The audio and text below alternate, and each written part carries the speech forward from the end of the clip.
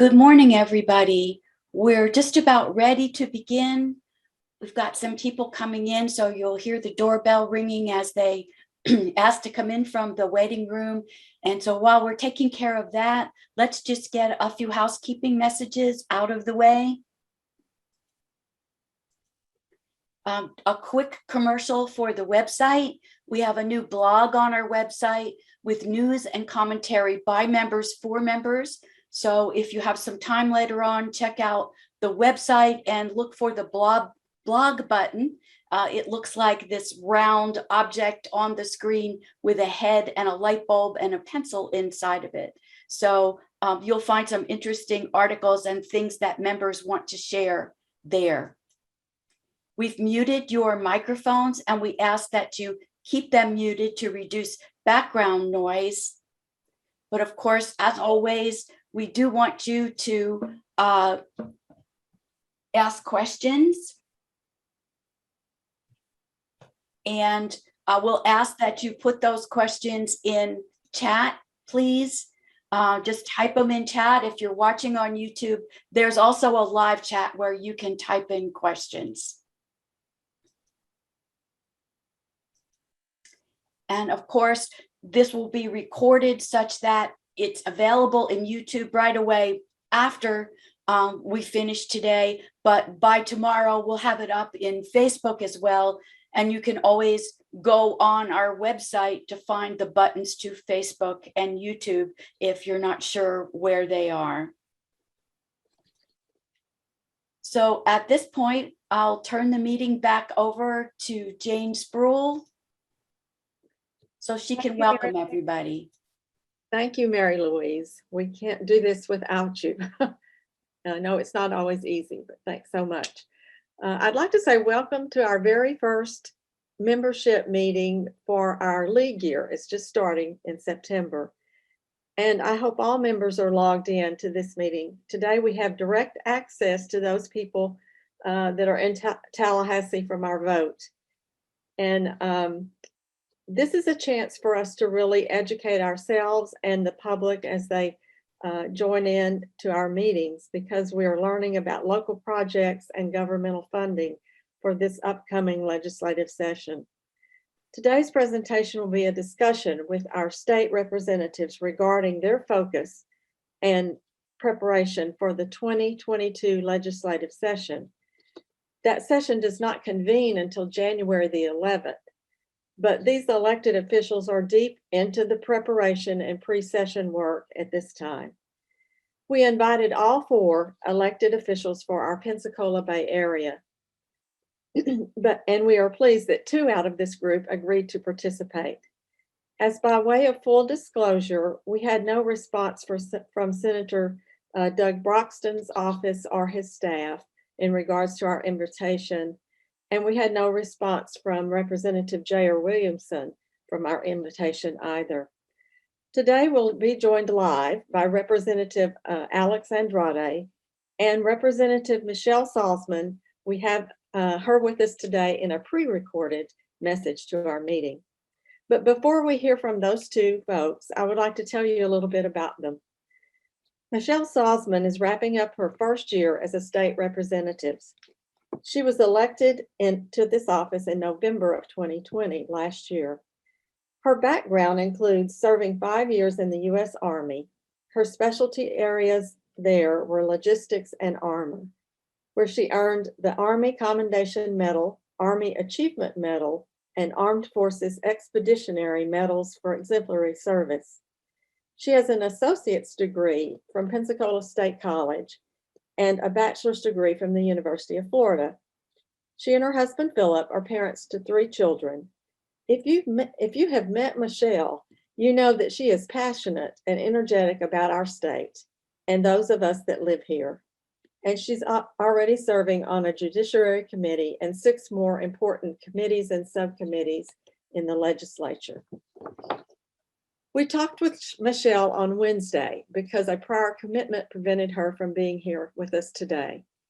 On Wednesday, in spite of stormy weather, power and internet access going off and on, we were able to get her recording done. And I invite you now to hear what Representative Michelle Salzman hopes to address in this legislative session.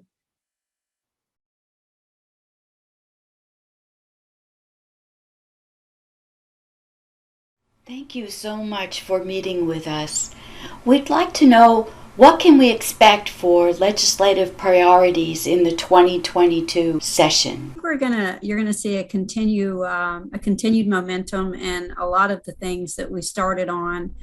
Certainly with the liberties of people's choices as far as the vaccine mandates and the mask mandates. I think that we could anticipate seeing something else coming forward in the legislature. I haven't seen that yet, but I anticipate something like that.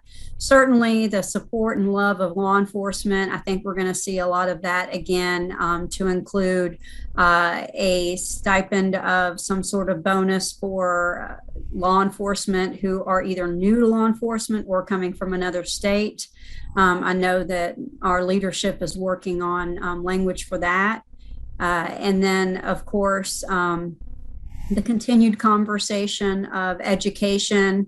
For me, I'm really big on the educational component, just from being a PTA mom for so long. And of course, I'm on one of the education committees, but I'll let my other part of my delegation speak to education more. I bet he's got his finger on the pulse a lot more than I do as the education whip. But I think that we're going to see a lot of that. Of course, Richard Corcoran, our secretary or education commissioner, and our governor came out and made a statement about how they want to reevaluate the testing criteria and do the more incremental style and get rid of what we've been doing. And I don't think I've seen anybody on either side of the aisle upset about that. I've seen my Democrat and my Republican friends just get really excited when we talk about reevaluating that really old testing system. So I'm excited about that too. I've always said that we over test our children and we hold our teachers and our schools to this level of accountability based off of a test score. And I mean, I'm not sure that's the right way to do it. I would not choose that way if I had the magic wand. So I'm excited that they're actually going to be reevaluating that. I think COVID really, it did a lot of bad things for, the world, obviously, but it also brought some good things. And one of those is it helped us realize that we have an opportunity to reevaluate how we educate our children. We have an opportunity to reevaluate broadband access, to reliable internet, not just internet, but actual high-speed internet. So, of course, reevaluate telehealth. And there's so many things we learned from COVID. So I'm grateful for that, and I'm looking forward to seeing some of that legislation as well. Is there anything in particular that you guys are on the lookout for this session? Yes, regarding education, what will happen to the current FSAs, such as the third grade reading exam? Will decisions be made on the new progress monitoring tests instead?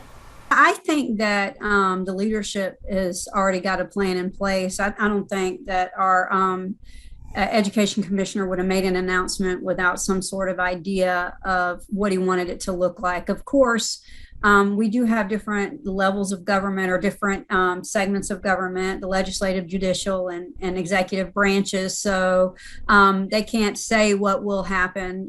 Us legislators, us lawmakers get in the room and compromises typically made, whether it be in the House or the Senate or both. So, but having said that, there is a lot of value in that third grade reading score, in that kindergarten readiness score, and the sixth and seventh grade scores. And those scores are tied directly to graduation rates, recidivism, teen pregnancy. And so we don't want to get rid of, at least I don't want to get rid of, I can't speak on behalf of others, but I can speak on behalf of myself and certainly my community, which I do have a good hand on. We don't want to get rid of those metrics. Those are valuable metrics. It's the other tests that are really, the annual testing, the FSA and all that. Like, do we really need to teach our children to take a test versus, the incremental testing, which is kind of what they mentioned in their press conference, where we just test you periodically and make sure that you're on track, you got learning gains. And we could certainly tie the learning gain scores to a lot of the funding. I mean, that might not even be too bad either, but I don't anticipate getting rid of certain testing. I think some of that really is value added for us as economic drivers in the community to have that finger on the pulse and understand where we're at with our children in education. Redistricting is another priority for us. So what are your criteria for the drawing of maps in the redistricting process? We'll have no comment on that. As a constitutional officer, it's my requirement not to have conversations about redistricting or to comment or to create any dialogue at all in that until I'm in the committee and I learn what my boundaries are. I have actually refused comment on that altogether. I actually asked not to be on redistricting at all. There's three of them, there's the big committee, and then there's the congressional, and then the other one. I'm on the other one. I'm going to let them tell me what I'm allowed to talk about. And then we can certainly have this conversation again. Maybe Representative Andrade, I'll have more to say about that. Or newbie Michelle is just going to stay quiet on that until I even learn what I'm supposed to do. Returning to education for just a minute, what are your suggestions to ensure accountability of public funds used by non-public schools? I think that equitable accountability is a reasonable expectation. That's really my thing. I've always said I love school choice. I love the ability for me to put my son is in Lipscomb, which is not our zoned school. Our zoned school is MacArthur. And I like the fact that I can choose Lipscomb because that's where I think my son will have the best learning environment. But I think that we should have equitable accountability. And I don't have a suggestion on what that looks like because I'm not the one on those committees making those choices. But I do know that I think that we all should be held to the same standards. Okay, so in addition to education, what other areas are you interested in working on this session? The area that I'm going to be diving deep into, which I committed to last year and carried several healthcare bills, is going to be healthcare on the Healthcare Appropriations Committee, and I'm grateful for that. That's a huge honor for me to be on that committee. That's one of the most powerful committees that you can be a part of. But I want to learn a lot more about how the dollars in the state are divvied up as far as healthcare. I've also created a Northwest Florida mental health care task force. And we had our first meeting a couple of weeks ago. And basically, it's a community-driven conversation on how we can address the mental health care crisis, at least in our community. I've partnered with my state leadership as well as state stakeholders in this conversation. So as we dive into this, which we have already and we will continue to do so, as we find issues, so to speak, that need to be addressed, such as one of the things that came out of the first meeting was how funds are allocated for reimbursement rates as far as, getting mental health care, seeing a therapist or a psychiatrist or whatnot, and how that's regulated. I heard a lot of feedback that needs to be fixed. So one of the first things I'll be doing over the next couple of months is having lots of staff meetings, because those are the constitutional folks are the ones with all the real knowledge. The lawmakers such as myself, we're the ones with great ideas and great passion, but at the end of the day, we need to know, is it legal? Yeah. So I'll be learning a lot about that in my first few months, and I will continue to have a passion to do healthcare related stuff.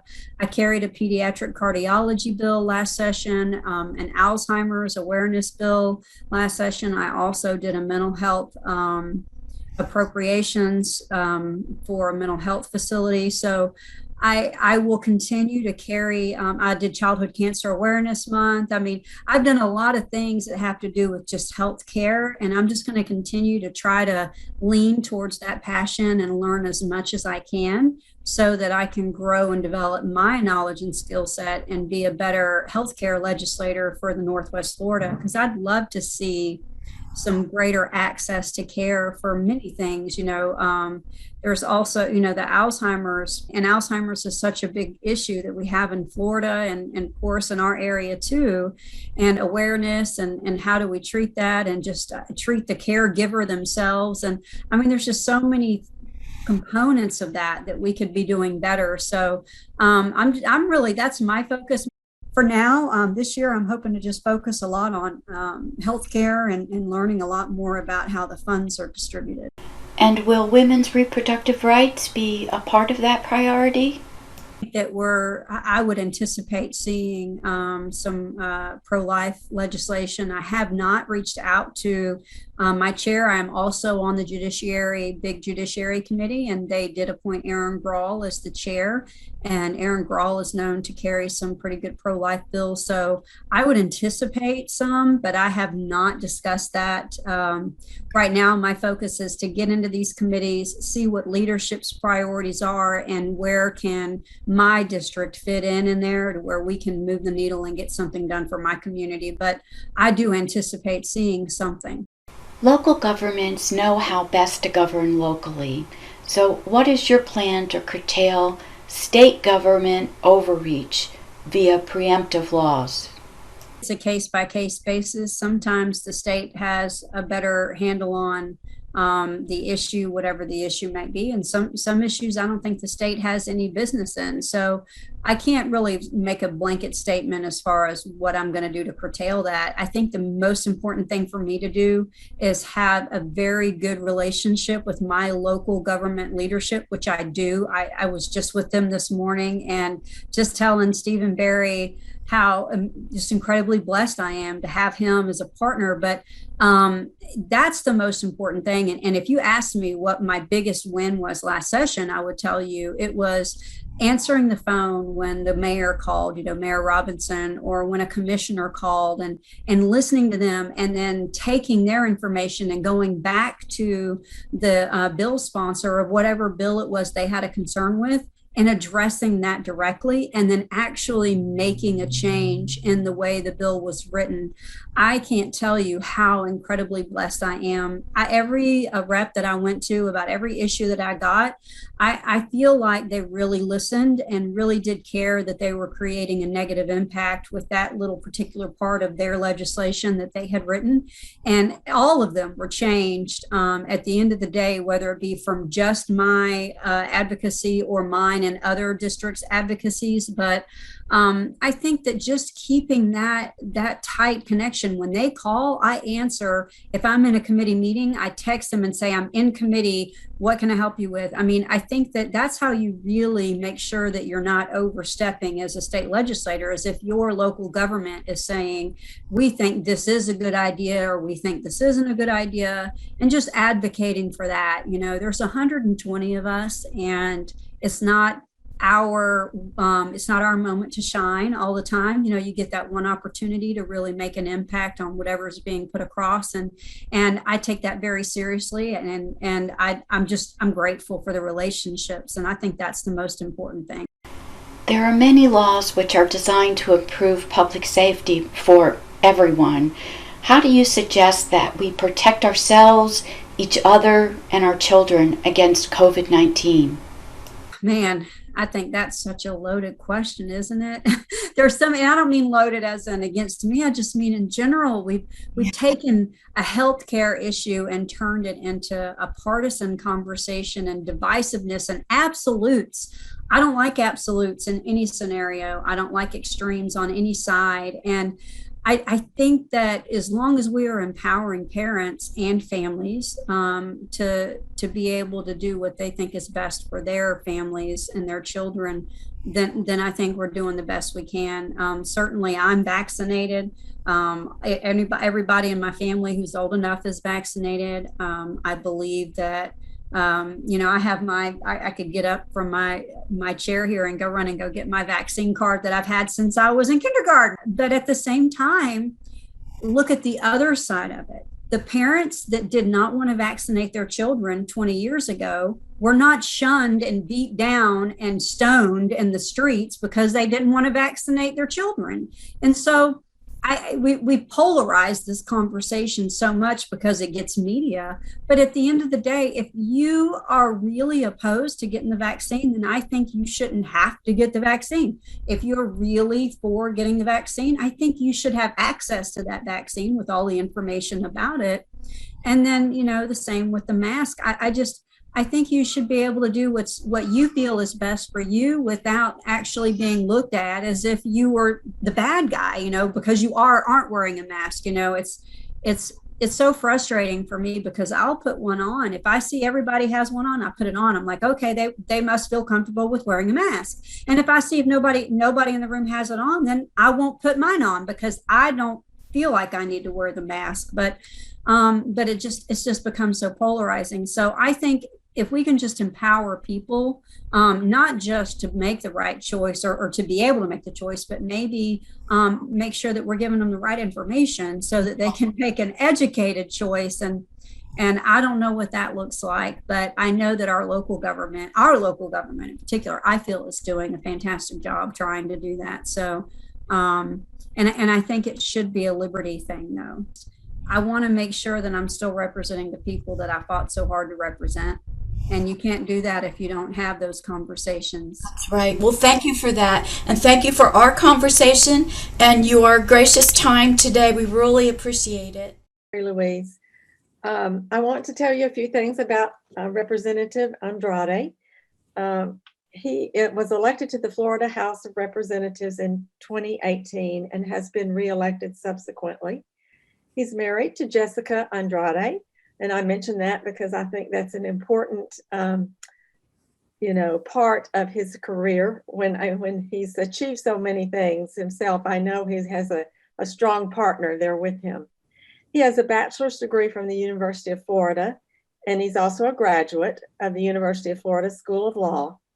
He was designated a gubernatorial fellow to the First Circuit of Florida Judicial Nominating Commissioner. Other affiliations include board member to the Escambia and Santa Rosa Bar Association, and he is the recipient of the Bill Metter Public Service Award.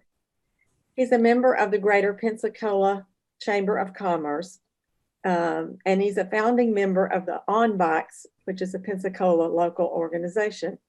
He was voted Best Rising Leader in 2017 and awarded Governor Jeb Bush Award for Outstanding Achievement in 2014. Representative Andrade is the Republican Committee Whip to Education and Employment Committee. Along with that, he is a member of other committees and subcommittees. And I would like to turn the program over to Representative Andrade. If you can give us an overview of the issues and priorities in your legislative bucket. And I'm sure we will have other questions followed up from that. From our membership. Thank you. Thank you very much. And thank you very much for having me. So I have the privilege to serve as the Republican Committee Whip for Education Policy. So last year we made some significant strides, especially in workforce education, that really overhauled exactly how Florida funds and measures what we're doing in the workforce space as far as getting people upskilled or uptrained, getting attenuation agreements between things like Pensacola State College and UWF or Georgetown and Pensacola State College, so that if someone has a certificate, they can get an AA. If someone has an AA, they can get a degree. And really fixing a broken system was one of the most fun things we got to get done last year. Every year, I work on one major transportation bill to pay for law school. I went to law school at the University of Florida, but I did serve in a fellowship with Governor Rick Scott. So my last year of law school, I went and worked in the Florida Department of Transportation. Sorry? I'm sorry. Let me mute myself. Oh, okay. Can everybody hear me? Yes. Okay, just making sure. So my last year of law school, I worked in the Florida Department of Transportation for the secretary at the time, Secretary Nath Prasad. So when I moved to Pensacola, I had a really strong background in DOT specifically. I never thought I'd run for office when I moved here.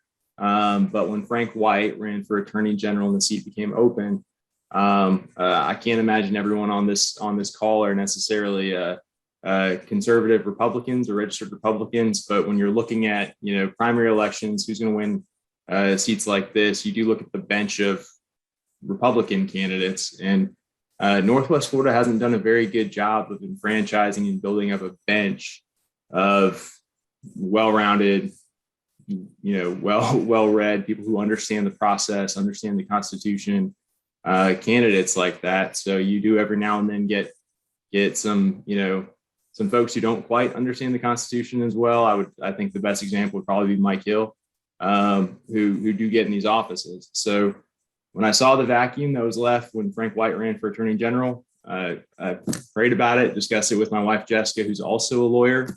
She's a lawyer over at Baptist Hospital in their general counsel's office. Prayed about it, discussed it, and I decided to run. So every year I work on a transportation policy bill. It usually becomes the transportation policy bill that gets passed. 2 years ago, I was proud to get a bill passed that'll save the state $50 million a year and actually provide more Medicaid funding to school districts so that now school districts can bill Medicaid for the services they're providing to children. So it should expand services for mental health services, speech pathology, physical therapy, services for children with autism, and transportation to healthcare facilities. And I believe the last study said that Escambia County School District alone is going to save about $1 million a year while expanding those services. So that was very exciting for me. Every year I also work on getting funding for the Pensacola Perdido Bay Estuary Program. It's a program to kind of fund different projects to study, measure, and improve our water quality here in Pensacola Bay, Perdido Bay. And I'm also starting to really take on the issue of this thing called PFAS. It's funny because there's an article that comes out probably every other day, either in the PNJ or Northwest Florida Daily News or something, about this chemical called PFAS, which is, existed in fire extinguishers for decades, and has been a requirement by the FAA to disperse on plane crashes for decades. But it's a very toxic chemical, and it doesn't go away. It's one of these forever chemicals that sits in our water tables, and it's very difficult to fix. So these stories every few days that nobody reads, even in the Pensacola News Journal and Northwest Florida Daily News, are stories about whole neighborhoods in the Panhandle around military bases being taken off their water system until they can connect it to a secure water system because of PFAS contamination. So with the amount of PFAS contamination we have in our soil, with the amount of issues it's causing for families and residences and property transactions, I filed a bill last year. It was one of the few bills of mine that didn't pass.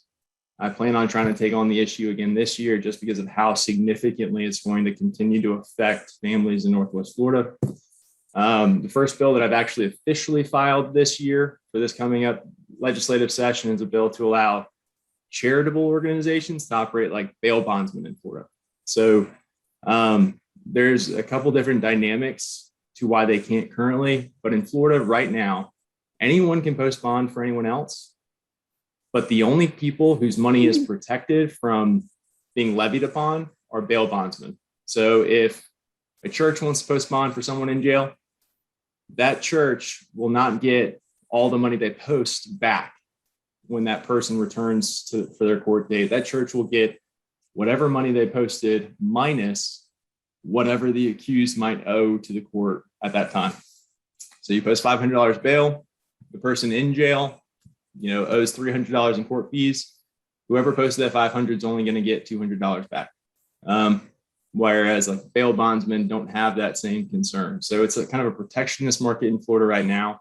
And we do have a significant number of people who are stuck in jail because they simply can't afford bail. So allowing charitable organizations that are operating with great success in other states to come to Florida, I think it's going to have a great impact, one, on getting people out of jail who can't afford it otherwise. Two, removing a very perverse incentive for someone to plead guilty to a crime they didn't believe they committed. by allowing them to get out of jail, go be with their families, go work their jobs, and actually wait for their day in court, not sitting in a cell.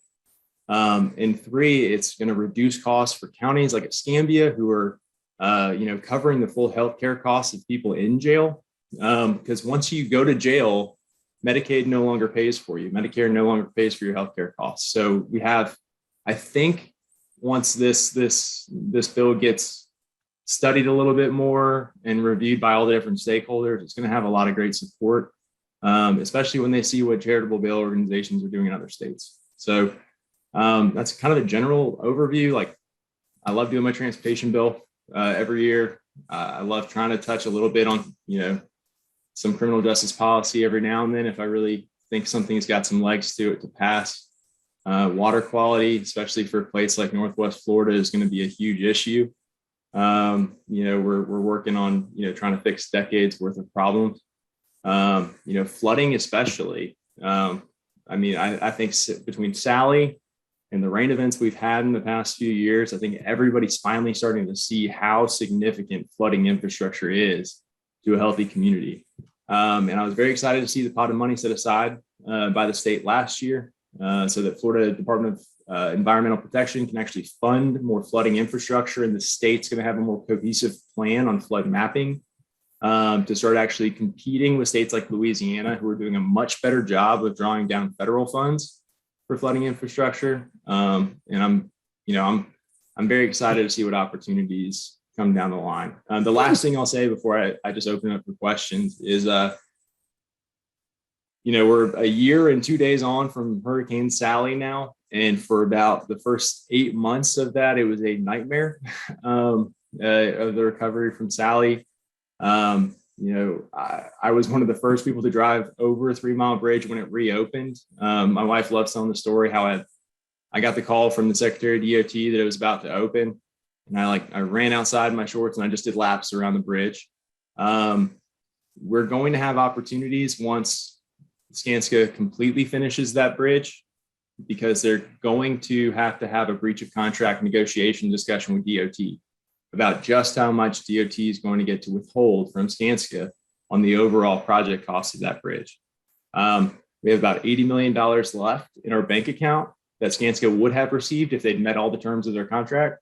So we can potentially, I see us potentially withholding $40 million of that, and that going back into the State Transportation Trust Fund to be used for opportunities like hopefully purchasing the Garcon Point Bridge finally, or at least significantly reducing those tolls, and hopefully just making sure that money that goes back into the trust fund stays in Northwest Florida and doesn't get sent down to places like Central or South Florida. So I promise you, I'm actively doing everything I can to turn the lemons we've been dealt this past year into lemonade. And I just want to say, thanks for your patience and grace this past year, because we've all needed it. Okay, thank you so much. We do have several questions in chat. So if it's okay with you, I'll go ahead and read the first one.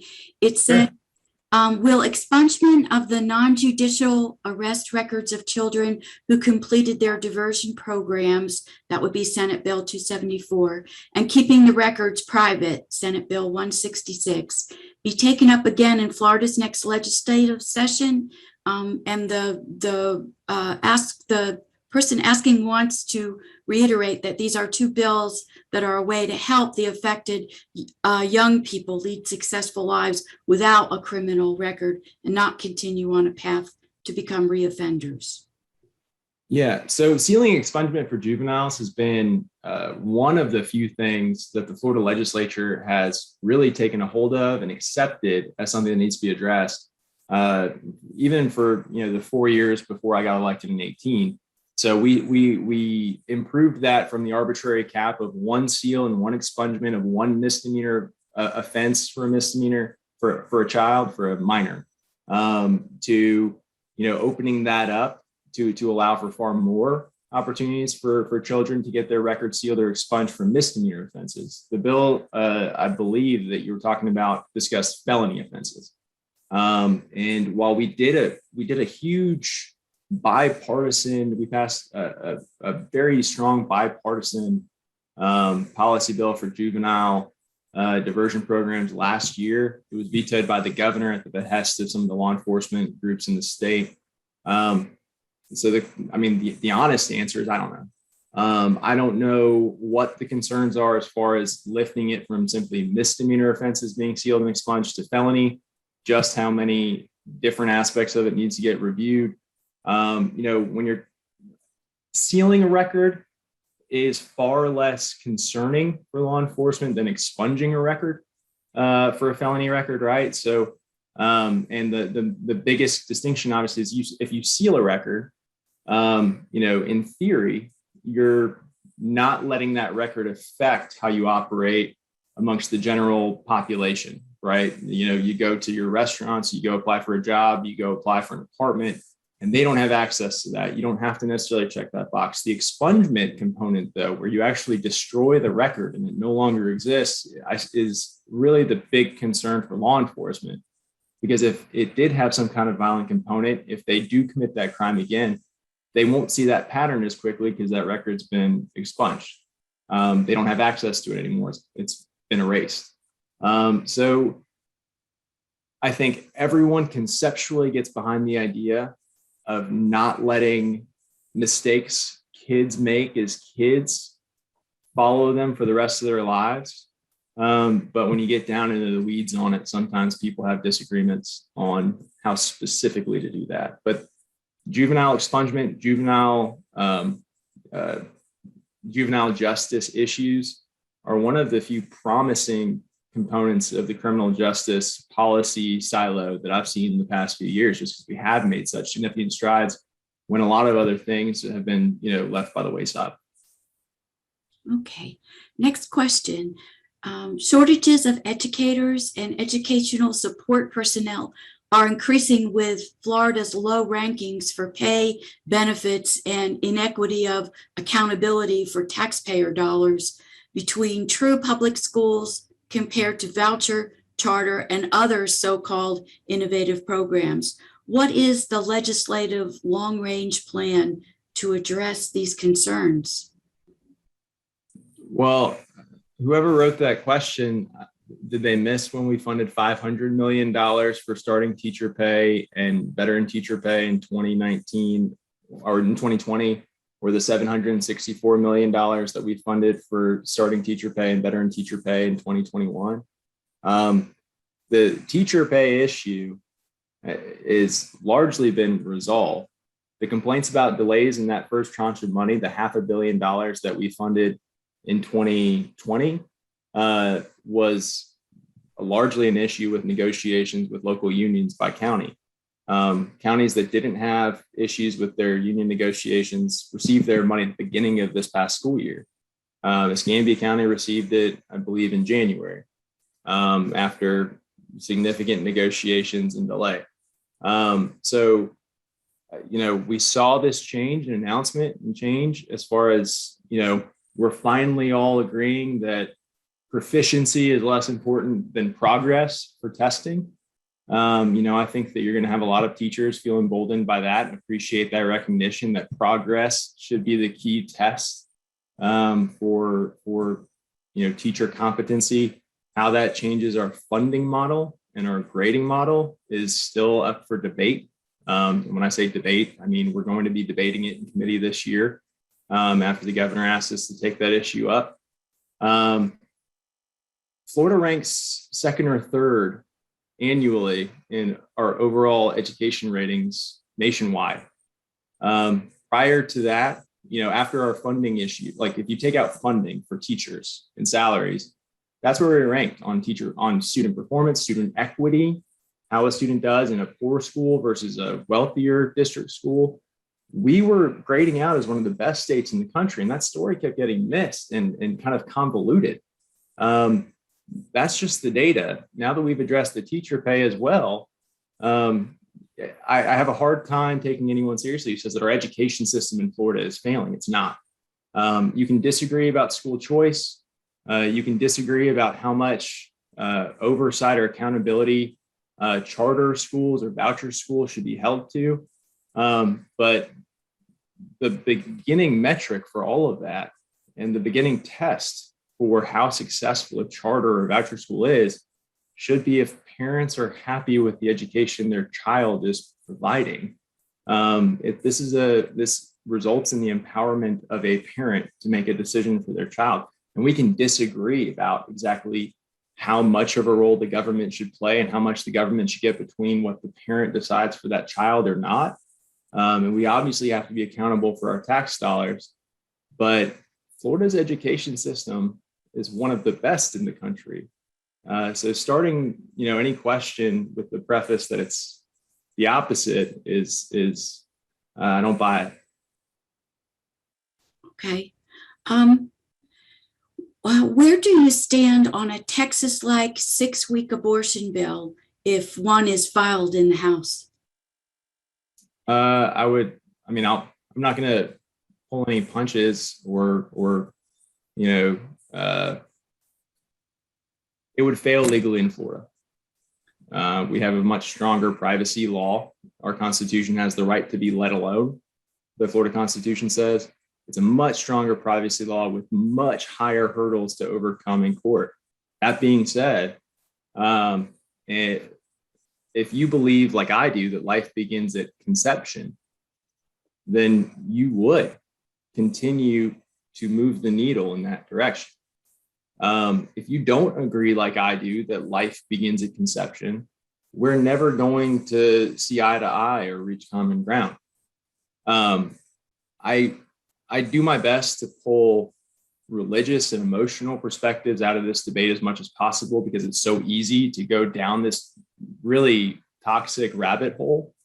But if you believe that life begins at conception, philosophically and ethically, after conception, you're talking about age, like I do, it would be inappropriate for me to say I wouldn't support every opportunity to try and move the needle towards a more pro-life state. If you don't believe that way, I'm not going to judge you for it. You have a difference of opinion on where life begins. And I'll also acknowledge that our current law nationwide agrees more with you than it does with me. But I've made a commitment to my voters. I have my strong personal beliefs that once a child is conceived, after that we're debating on the age when a child can be killed. And that's my perspective. And I'm going to continue doing whatever I can to move the needle in that direction to go protect that life. But the hurdles are higher in Florida than they are in Texas, just because of our stronger privacy rights and our stronger case law. Where we've gotten to in Florida as far as abortion protections, in court rulings. Okay.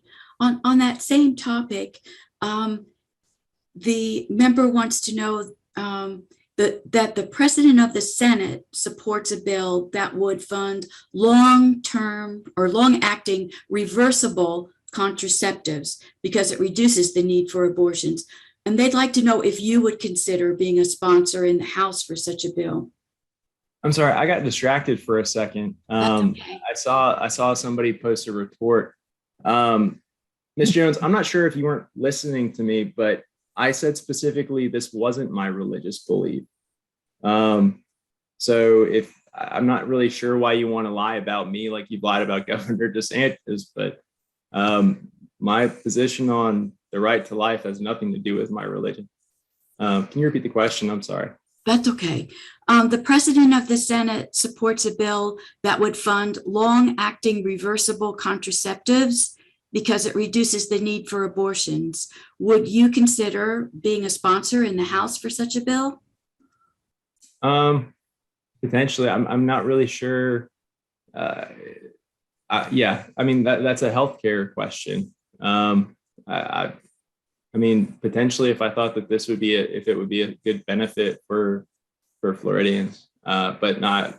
I haven't really looked at it or looked at how the state funds broad contraception right now to say whether or not this would be a strong shift or any massive change that needs to be addressed.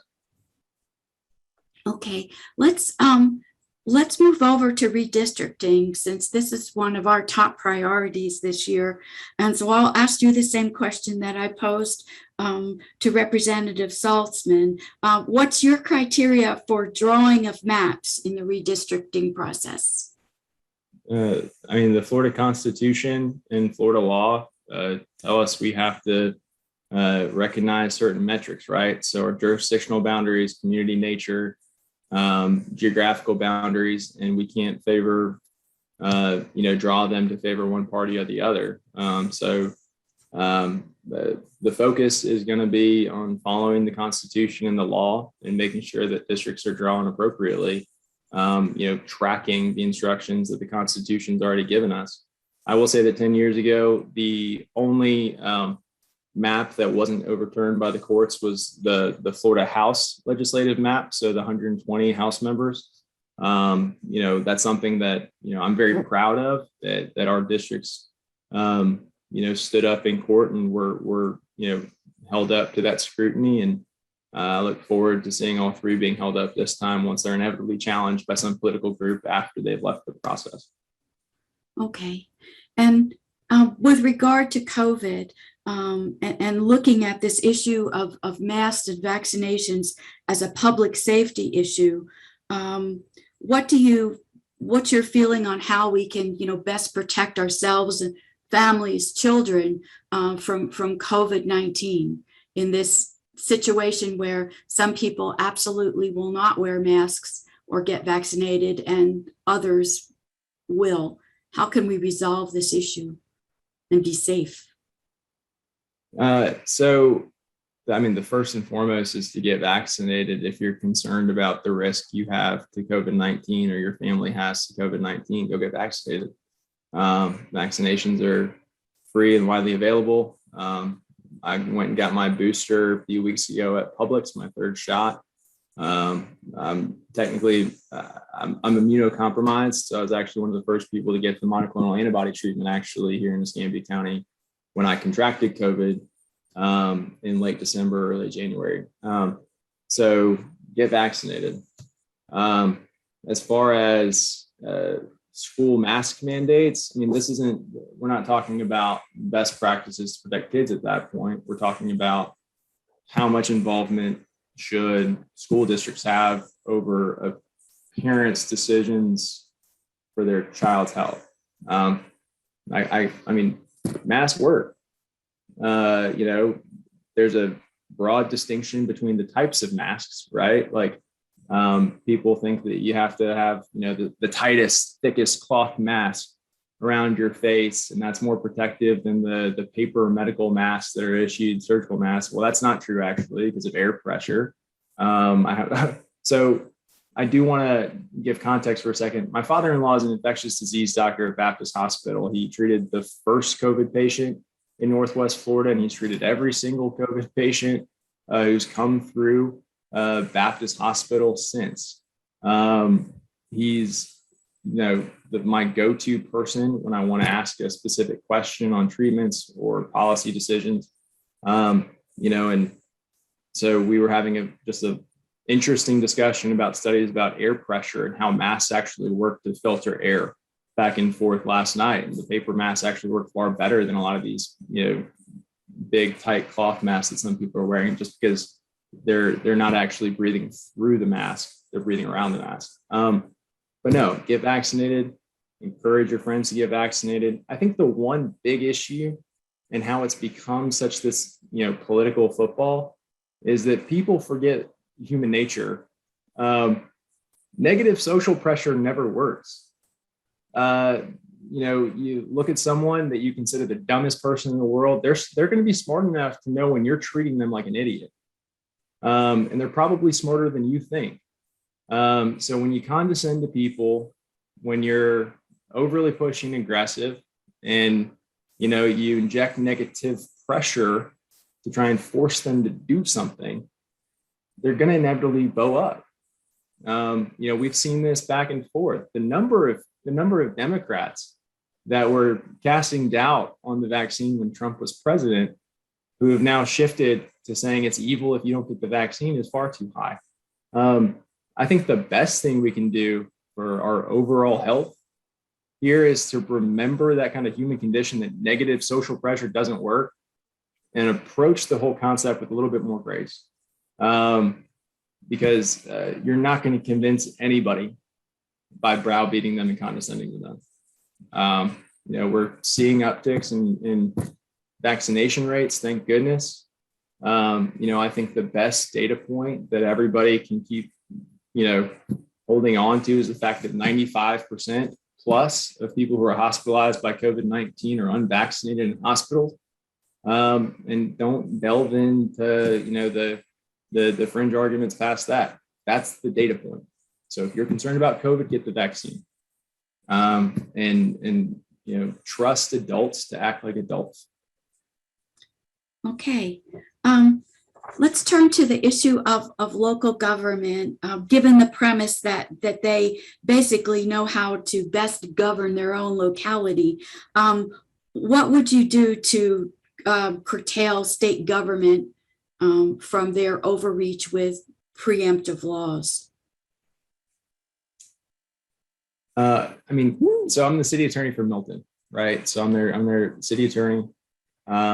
I respect and appreciate the process that cities and counties engage in to both legislate, set a budget, and act in executive capacity.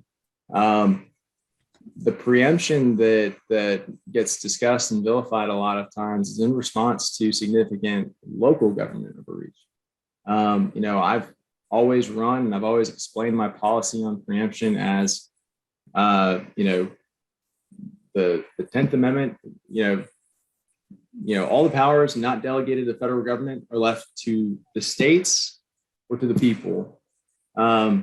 There's been no discussion about cities or counties in that amendment.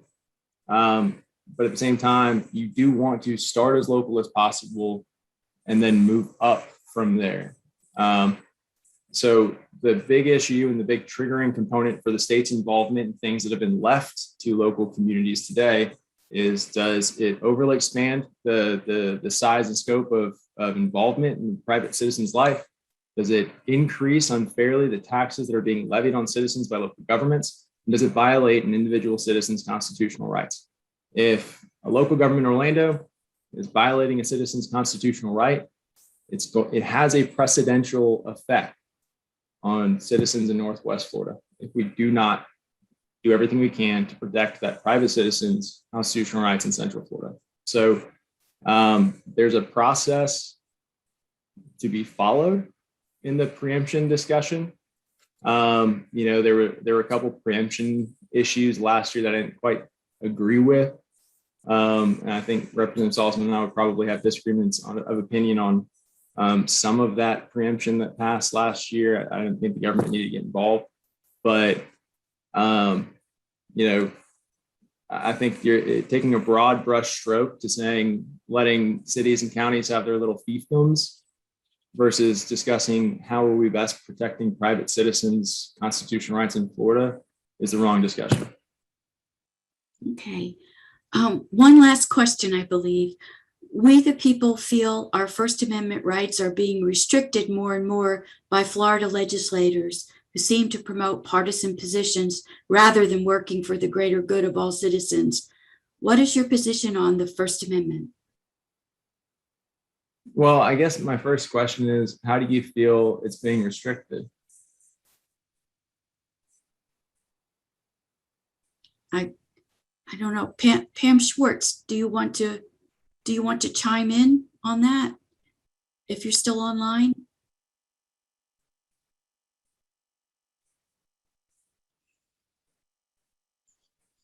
You can even unmute yourself. I think I've unmuted. Can you hear me now? Yes, we can, Pam. Yes, and I am currently immediate past president for the Florida Retired Educators Association. So my concerns are about a lot of inequities on when you analyze data from neutral organizations, we're being misled in a lot of ways by things that are very complex, and the people who hold the power during this pandemic have restricted in regards to their safety as the elected officials, public testimony, regarding certain concerns about bills that are proposed. The ordinary citizens who get confused by everything that's going on don't understand the funding policies and how over recent years, more money has gone to those types of educational programs that don't have the same kind of testing accountability that true public schools have. So there's a lot of unknowns that ordinary citizens feel are too complicated to follow. And yet our right to assemble and petition, there are more and more restrictions on what's legal or not legal that can be misinterpreted many times. That's the feeling of many ordinary people out here who are very frustrated with the complexity of all of these things going on that's become more stressful in these pandemic times. Thank you, Pam. And yes, another member chimed in with the anti-protest legislation is what they're referring to on First Amendment. Okay. Representative. Okay, so well, just to address some of the comments made in the description. One, school choice vouchers and charter schools, they really aren't that, I mean, they're not that complicated. Parents are figuring out how to access them every single day. That's why we have these massive wait lists every year. Parents are overwhelmingly supportive of seeking those opportunities for their kids. So I don't think anyone's being misled about that discussion in Florida. We're not going to have the same restrictions on access and mask requirements in the Capitol this year that we had last year prior to vaccines being broadly available. I was 31 years old last legislative session. I had the antibodies. I had COVID in December. I took every single meeting in-person request that anybody had of me. And I believe we're going to get back to normal as far as access to committee rooms and committee meetings. And so any of those kind of, sign up beforehand concerns that you mentioned will fall by the wayside there. And, going back to that, I mean, I sat through 5 hours of discussions about House Bill 1, the anti-protest bill, of people, public citizens coming and addressing those committees on that bill. So there was plenty of public debate and public disclosure and discussion that was not at all curtailing anyone's First Amendment rights in those situations. The anti-protest bill, again, I'm acknowledging the folks on this call that I'm speaking with have a difference of opinion, but what I've seen the past 2 years is a conflation between my speech being called violence and actual violence being called speech. And it was an attempt to course correct and readjust exactly what everybody should already understand. In a civil society, in a society that is protected by the First Amendment, that is, recognizes and appreciates the First Amendment, and in a society that allows everybody to have the beliefs they want to have, you don't get to punch me in the face for my statements. It's illegal. You don't get to have a crowd and get emboldened to go burn down a police station or a private business. That's never going to be speech in the United States. It might be treated like speech in other states, but in Florida, burning down a business will never be protected by the First Amendment. We are never going to recognize that. And we did. We had riots and we had violent protests. We had businesses being burned down and people trying to burn down police stations and police cars getting burned and police being attacked just, the summer before this last legislative session. This is a real world occurrence currently. If you want to protest, if you want to voice your opinion and your belief, I will stand right there and I will defend to the death your ability to do so. But if you believe that equates to vandalism and attacking police officers physically and burning police cars and trying to tear down police stations and attacking private businesses and individuals, I'm going to do everything I can to stop you. And that included that legislation. So I think we all need to have, take a deep breath, and we all need to be able to affirm that my speech doesn't equal violence and that your violence isn't speech. If we can all agree on those 2 points, which should not be as controversial as they become in the United States, then we can go somewhere. But at this point, we are so divided as a nation. We're reaching a point of no return, in my opinion. The fact that someone does feel justified in putting their hands on me for me stating my personally held beliefs, which are inoffensive. They're held by the majority of people, at least in my House district. The fact that someone feels they can put their hands on me for my stated beliefs it's unacceptable in a civil society. And I think we all need to self-regulate, self-assess, look ourselves in the mirror and acknowledge there's something wrong if we can't agree on that. Well, I don't think that we're condoning violence, and we realize there are already laws to prevent people from doing things like burning police cars. But from the protesting point of view, which I hope you realize the League of Women Voters doesn't do violent protest, we want to feel like we can, because it's our constitutional right. And I think that's what Are you telling me Paula Montgomery wasn't throwing a brick through a cop car last weekend? No, she was not. No, she says no, and I believe her. Okay, here's one. I said that was the last question, but I lied.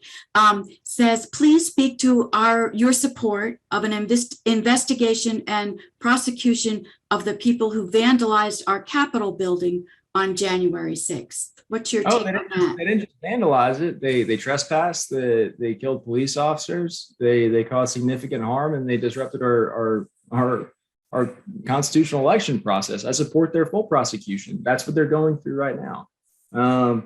I supported their prosecution the day, like on January 6th, when reporters were asking me my perspective. I don't care what your beliefs are. Your violence doesn't equal speech, and your violence should be prosecuted. I'm an equal opportunity condemner of violence. I don't care what political affiliation you have. You do not get to put your hands on someone else for their political beliefs. I was one of the first people to condemn the vice president of the local REC, the local Republican Executive Committee, when he put his hands on a woman on live TV at a silly rally here in town, last December and November. I've been 100%, 1,000% consistent on this point. Your violence is not speech. I don't care what party affiliation you hold. Okay, good to know. Jane, can I turn the meeting back over to you? And Sure. and again, thank you, Representative, for your candor. And I've really enjoyed this conversation. Thank you. Thank you, Representative Andrade, for coming this morning and sharing your thoughts with us and allowing us to ask you some questions. I think that only helps when people are able to sit down and have a conversation about things that are very, very important. And you are the Lone Ranger today. The other three people, well, two of them didn't respond at all for our request, and we know we are not always going to agree on everything, but I think I have great respect for you coming and speaking to us and sharing your time. And I hope you will continue to respond to our request as the session gets going in January, and request from us anything that we can do to help things go better, I guess, than they have at times. Well, I do have one request. I'm seeing a lot of toxic vitriol from someone who's got a statewide reputation for toxic vitriol in the comments section. I don't believe that my comments or statements here today have been disrespectful or rude. And I can already see this happening here in the comments section. I would just encourage you all to really take, self-assess, and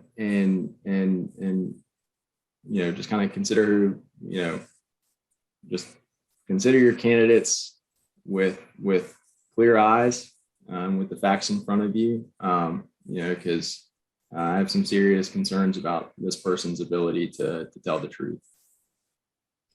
Okay, well, Thank- on that note, I'm going to end the meeting for everybody. We've gone a bit overtime. And again, you can watch a recording of the meeting on our YouTube channel. And at some point tomorrow, I'll have it up on Facebook for the Facebookers in the crowd. Again, thank you, Representative, and goodbye, everybody.